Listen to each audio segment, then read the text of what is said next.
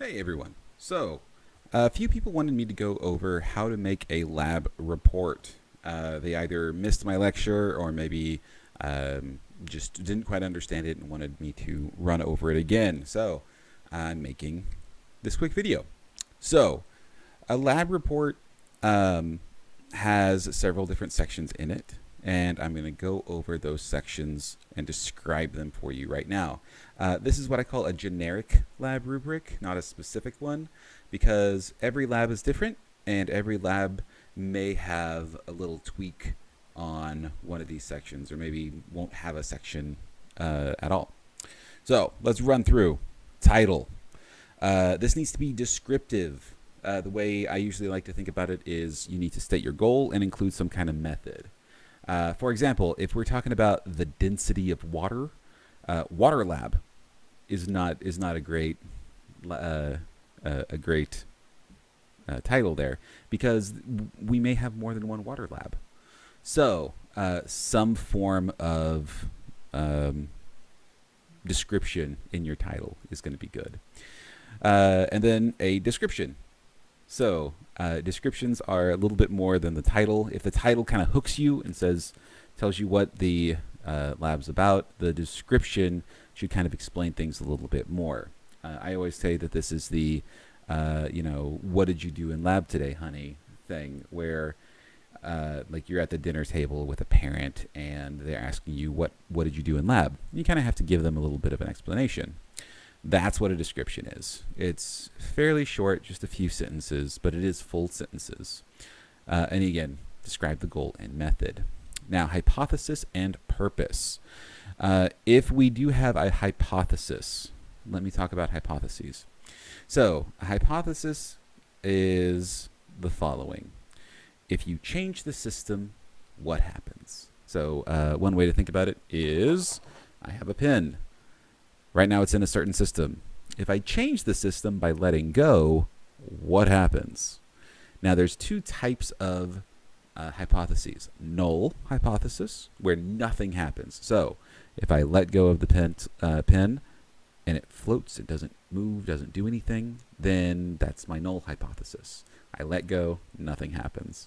My alternate hypothesis is I let go and something happens. So H1, my alternate hypothesis 1 would be I let go and it falls down.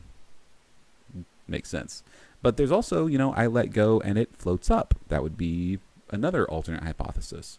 I let go and it turns into a rainbow. There you go.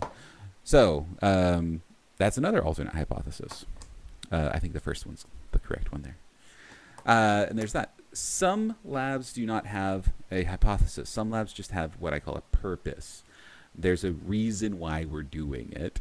We're not just, having fun. There's a reason why we're doing it, and because of that, we need to write down what the purpose is. After that, materials and methods, two separate things, but they kind of get lumped together.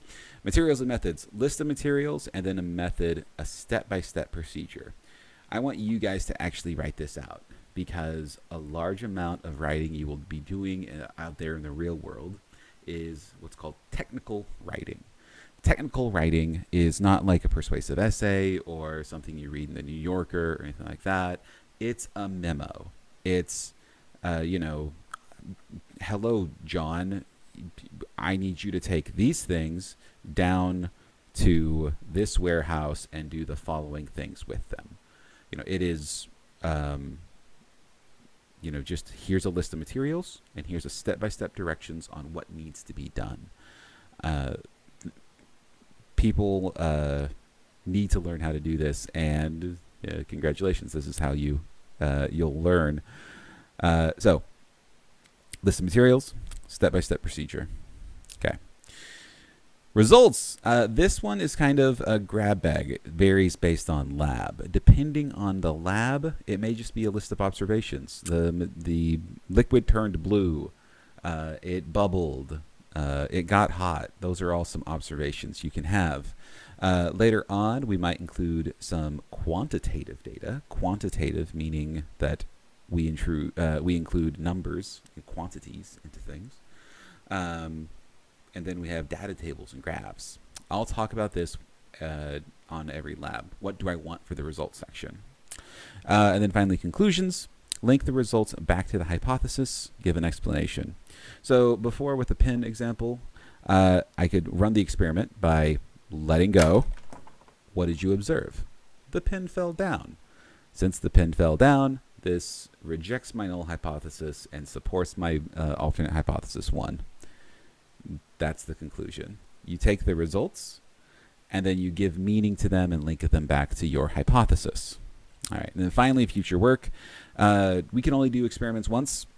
We can't do them over and over again. If you mess up, you kind of have to just take your kind of bad data and run with it. So this is a chance for you to go through and reflect on what you did and what you could have done better to get some better data. Another thing about this is that sometimes an experiment leaves you with more questions than answers. Sometimes, for example, we did a lab where about pH indicators. You did that, and then some people had it turned red, and then yellow, and then green, and then blue, and then it stayed at blue.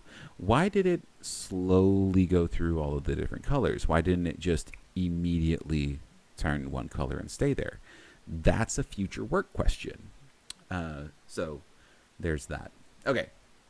So all of these are the different sections for your lab report. Remember, on your lab notebook, you're going to have two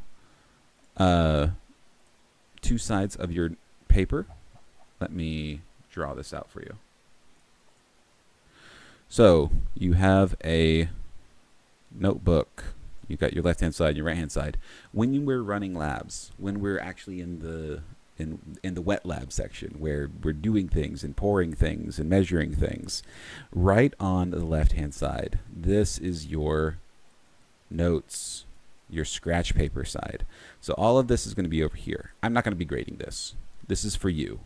So this can be super messy. This can be a little crazy. It doesn't have to necessarily look nice. This is all for you.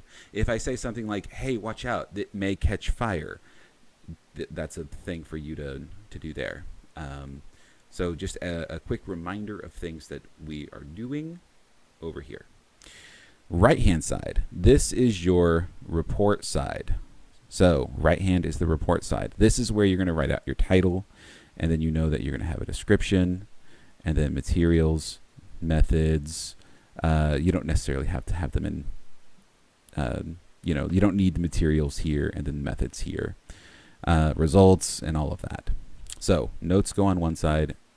The official report, after you're completely done, is on the right-hand side. Feel free to use as many pages as you need. Just remember that keep your notes on the left-hand side and your report on the right-hand side. All right, guys. That's it. I will see you guys later.